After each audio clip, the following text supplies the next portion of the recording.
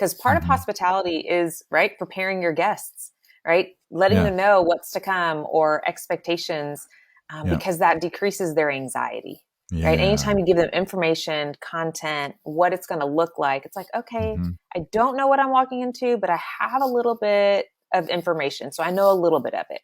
Yeah. Right. So you decrease anxiety. So that's one thing that the host does is they prepare. Mm. The other thing they do is they also prepare themselves. And so one of the ways that I ask the host to do that is to actually go through the retreat guide for themselves, for their own spiritual life, for their own connection with God. And so I invite them to do that. And that is a way of receiving from God as Hmm. hosts before we ever offer anything to others. Yeah.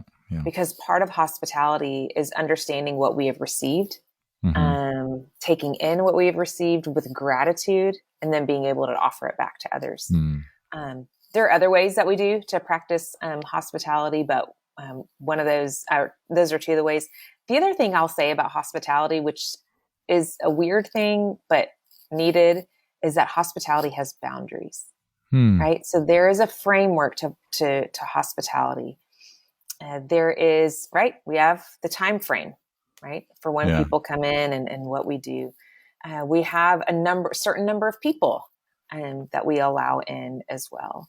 Hmm. We boundary the conversation, and that sounds negative, but we do it for the sake of the people who are in the space. So we tell people just Yeah. share one or two things, right? You don't get to share Right. for 15, 20 minutes because everybody gets an Right. opportunity to share, right? So Right. those type Hmm. things that really create space for everyone Yeah. are also practiced Yeah. as we prepare and as we hold space for others. Yeah.